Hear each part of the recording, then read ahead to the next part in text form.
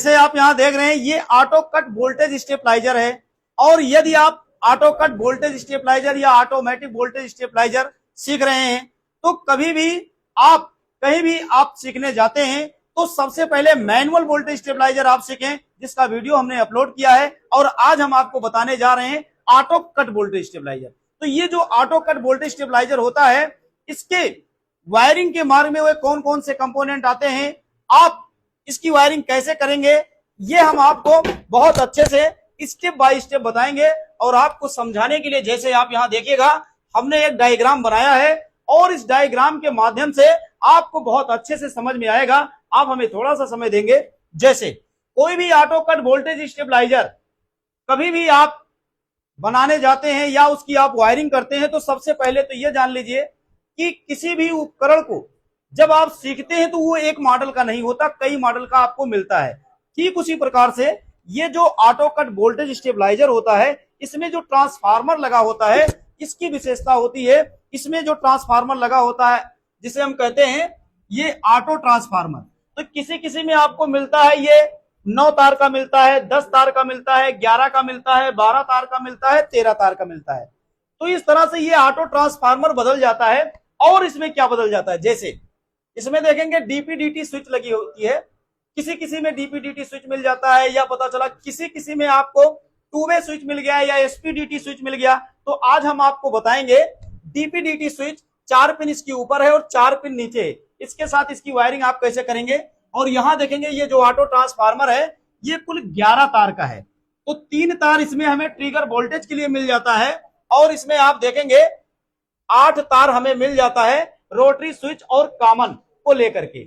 और इसके अलावा हमें इसमें क्या मिल जाता है, एक रोटरी स्विच मिल जाती है। इसका कनेक्शन कैसे करना है ये अभी इनकम्प्लीट है, इसको हम आपको जोड़ना सिखाएंगे।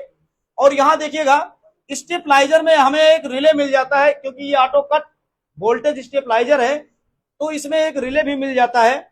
और ये रिले जो होता है कि जैसे हमारे घर की सप्लाई बढ़ जाती है तो उस समय ये कट जाता है, और जैसे ये कट जाता है तो उस समय स्टेबलाइजर का आउटपुट वोल्टेज बंद हो जाता है, वोल्टमीटर बंद हो जाता है और ये जो हरी बत्ती लगी है ये बंद हो जाता है। कैसे कार्य करेगा ये हम आपको बहुत अच्छे से बताएंगे। और इस रिले को कार्य कराने के लिए आप देखेंगे इस तरह का ये ट्रिगर सर्किट भी लगा होता है, जैसे हम आपको यहाँ पर दिखाएंगे। आप यहाँ देखिएगा इस तरह का, ऐसे आपको इस तरह से ये जो ट्रिगर सर्किट लगा होता है ये कैसे कार्य करता है, तो ये सब आप बहुत अच्छे से सीखेंगे। तो इसके अलावा एक डीपीडीटी स्विच मिल जाता है, 2 बत्ती मिल जाता है, वोल्टमीटर, आउटपुट सॉकेट। तो इन सब का तार आपको कैसे जोड़ना है, इसकी वायरिंग आप कैसे करेंगे ये आपको बहुत अच्छे से समझ में आएगा।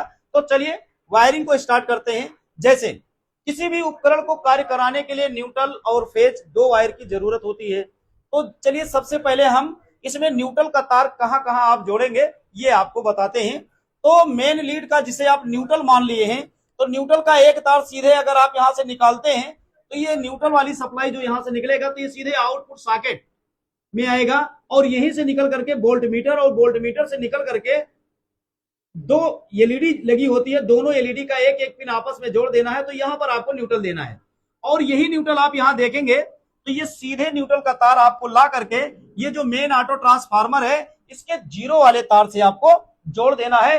इतने ही जगह पे आपको न्यूट्रल देना है। अब चलिए जान लेते हैं फेज वायर आपको कहां और कैसे जोड़ना है। जैसे फेज वायर यहां से देखेंगे निकल रहा है, तो ये फेज सप्लाई यहां से निकल करके कहां आ रहा है, ये रोटरी स्विच के कॉमन से आपको जोड़ देना है और फेज कहीं नहीं जाएगा। अब बाकी वायरिंग को आपको कैसे कंप्लीट करना है ये आपको बहुत अच्छे से हम बताएंगे। जैसे आप यहां देखिएगा न्यूट्रल फेज जोड़ देने के बाद बाकी वायरिंग की शुरुआत कैसे करते हैं। जैसे आपको हम बता दें ये जो रोटरी स्विच होती है, इस रोटरी स्विच और मेन ऑटो ट्रांसफार्मर के बीच विपरीत कनेक्शन किया जाता है। जैसे रोटरी स्विच का 1 नंबर और मेन ऑटो ट्रांसफार्मर का 7 नंबर, रोटरी स्विच का 2 नंबर, मेन ऑटो ट्रांसफार्मर का 6 नंबर। जैसे जोड़ना है तो जैसे देखेंगे मेन ऑटो ट्रांसफार्मर का हम 7 नंबर ले रहे हैं तो रोटरी के 1 नंबर से जोड़ दे रहे हैं। ऐसे आपको सभी वायर को विपरीत क्रम में इसके साथ जोड़ देना है, ऐसे, ठीक है, ऐसे। और जैसे ही आप मेन ऑटो ट्रांसफार्मर और रोटरी का कनेक्शन करते हैं तो यहां पर आपको हम बता दें कि यहां देखेंगे एक पिन यहाँ खाली हो गई, 8 नंबर यहाँ खाली हो गया। 8 नंबर खाली क्यों होता है? जिस ऑटो कट वोल्टेज स्टेबलाइजर में ऑन ऑफ स्विच नहीं होती।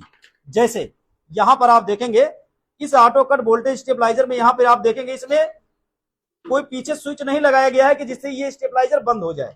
तो यहां स्टेबलाइजर को ऑफ करने के लिए यहां पर देखेंगे आप लिखा है, यहां 7 नंबर लिखा है, नहीं इसमें 8 नंबर नहीं है, इसलिए इसमें 8 नंबर नहीं है कि जब रोटरी को घुमा के आप 8 नंबर पे करेंगे तो स्टेबलाइजर आपका बंद हो जाएगा। तो अब आपको इसमें क्या करना है कि रोटरी के 1 और 7 से 2 तार निकालना है, और जब यहां से 2 तार आप बाहर निकालेंगे तो ये दोनों सप्लाई यहां से जब आगे जाएगी तो इस सप्लाई को क्या कहते हैं? Stabilize voltage. और यहां से स्टेबलाइज वोल्टेज निकलेगा और ये स्टेबलाइज वोल्टेज यहां से निकल करके डीपीडीटी स्विच के अप और डाउन, यानी ये जो डीपीडीटी स्विच है इसके दोनों किनारे वाले पिनों से आप इन दोनों वायर को जोड़ देंगे। और जब ये डीपीडीटी स्विच ऊपर नीचे आप करते हैं तो ये जो दोनों किनारे वाले पिनों पर स्टेबलाइज वोल्टेज आया है इसमें से कोई एक सप्लाई यहां जंपर आपको लगाना होता है, क्योंकि ये डीपीडीटी स्विच जब आप मार्केट से खरीद के लाते हैं तो इसमें जंपर नहीं मिलेगा, ये जंपर आपको स्वयं खुद से लगाना होता है। तो जिसपे आपने जंपर लगा दिया वो डीपीडीटी स्विच का कॉमन पिन कहलाता है। तो जब आप स्विच को ऊपर नीचे करते हैं तो इसके कॉमन वाले पिन से स्टेबलाइज वोल्टेज निकलेगा, यानी यहां से स्टेबलाइज वोल्टेज निकल करके कहां आएगा? रिले के कॉमन पर आएगा। तो जब रिले के कॉमन पर आएगा तो आपको पता होगा कि सामान्य दशा में रिले का जो कॉमन होता है वो किससे जुड़ा होता है? यंसी से, यानी इसका कॉमन सामान्य दशा में यंसी से जुड़ा होता है। तो कॉमन पर जितनी सप्लाई आएगी वो इसके यंसी से निकलेगा। यंसी का मतलब हो गया नॉर्मल कनेक्शन, और यंसी से वो सप्लाई निकल करके कहां आता है? आउटपुट सॉकेट, वोल्ट मीटर, और यहीं से हरी बत्ती में जोड़ देंगे। तो आउटपुट सॉकेट से आप अपने घर का लोड उपकरण चलाते हैं।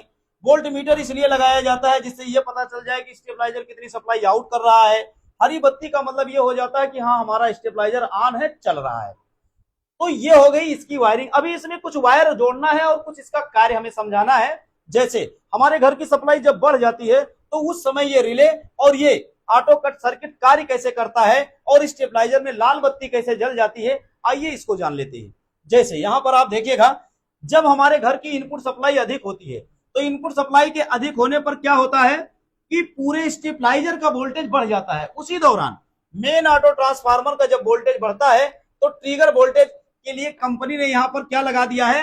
एक छोटा सा यहां ट्रिगर वोल्टेज के लिए बाइंडिंग इसके अंदर से निकाली है, और इस बाइंडिंग से आपको मिल जाता है 3 तार। तो इसका कोई एक किनारे वाला तार आपको सीधे जोड़ देना है, इस ऑटो कट सर्किट से जोड़ देना है, और इसमें आपको मिलता है 2 वायर एक्स्ट्रा। तो इन दोनों वायर को यहां से आप निकालेंगे, और निकालने के बाद डीपीडीटी स्विच के दोनों किनारे वाले पिनों से जोड़ देंगे।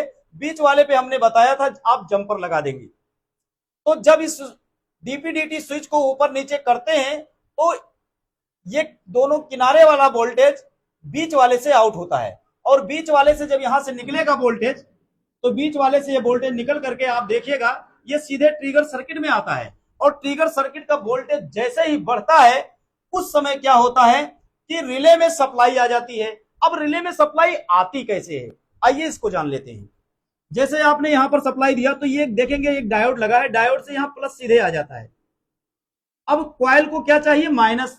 तो यहां जब तक प्लस माइनस नहीं आएगा तो रिले के अंदर मैग्नेट नहीं बनेगा, मैग्नेट नहीं बनेगा तो कॉमन यंसी को नहीं छोड़ेगा। ये आप सिद्धांत जान लीजिए। अब यहां प्लस माइनस आया कैसे? तो इस डायोड से प्लस तो सीधे आ गया, लेकिन दूसरे वाले डायोड से यहां माइनस कैसे आता है, आइए इसको सीखते हैं। तो यहां से डायोड लगा करके प्लस सप्लाई को भेज दिया गया है। यहां पर देखेंगे VR 10 किलो ओम का हमने एक प्रीसेट लगाया है, और इसी प्रीसेट में यहां नीचे से देखेंगे माइनस वोल्ट सप्लाई इस प्रीसेट को मिल रहा है। ये वेरिएबल होता है, इसको जब आप घुमाते हैं तो यहां से वेरिएबल वोल्टेज निकल करके यहां पर देखेंगे जीनर डायोड लगा है। अब जीनर डायोड का हो सकता है कार्य आप जानते होंगे, नहीं जानते हैं तो कोई बात नहीं, हम आपको बता रहे हैं। ये जीनर डायोड जो होता है ये वोल्टेज में पाया जाता है। अपने मान से अधिक सप्लाई अगर इसके कैथोड पे आ रहा है तो ये एनोड से पास कर देगा। तो जैसे हमारे घर की सप्लाई बढ़ जाती है और प्रीसेट से हम जितना वोल्टेज ट्यून करा देते हैं उससे अधिक सप्लाई अगर होती है तो इसके एनोड से बढ़ा हुआ वोल्टेज ट्रांजिस्टर के बेस पर आएगा, और जैसे ट्रांजिस्टर के बेस का वोल्टेज बढ़ेगा तो इमीटर पर नेगेटिव सप्लाई है तो जितना निगेटिव सप्लाई इमीटर पर रहेगा वो पूरी की पूरी सप्लाई ट्रांजिस्टर के कलेक्टर पे आ जाएगा। तो इस तरह से रिले के कॉइल में यहां इसके दूसरे वाले पिन पर ऑसिलेटेड माइनस वोल्टेज आ जाता है और यहां प्लस सीधे आ जाता है। तो रिले के कॉइल में मैग्नेट बन जाता है और जैसे रिले के कॉइल में मैग्नेट बनता है उस समय रिले का कॉमन एनसी को छोड़ देता है और किससे जुड़ जाता है, एनओ से जुड़ जाता है। तो जब रिले का कॉमन एनसी को छोड़ता है तो उस समय आउटपुट पे सप्लाई नहीं आएगा, आपके घर का कोई लोड उपकरण नहीं चलेगा, वोल्ट मीटर में नहीं आएगा, मीटर कोई रीडिंग नहीं करेगा, हरी बत्ती भी बंद हो जाएगी। तो होगा क्या इस समय, क्योंकि रिले का कॉमन एनसी को छोड़ दिया है तो जुड़ा किससे है, एनओ से जुड़ा है। तो एनओ से सप्लाई निकलेगा और एनओ से सप्लाई निकलने के बाद आपके स्टेबलाइजर में एक कट एलईडी लगी होती है, रेड एलईडी होती है अक्सर ये, और इस पर सप्लाई आ जाएगा। यानी कि इस स्टेबलाइजर में केवल लाल बत्ती जलेगा और स्टेबलाइजर का कोई कार्य नहीं होगा। तो आपको इस तरह से एक ऑटो कट वोल्टेज स्टेबलाइजर की कंप्लीट वायरिंग कैसे करना है ये आपको अच्छे से समझ में आ गया होगा। और इसके अलावा जो 10 तार का है, 12 तार का है या 13 वायर का है ऑटो ट्रांसफार्मर के साथ हम आपको नेक्स्ट वीडियो में मिलेंगे इसके डायग्राम के साथ। Thank you.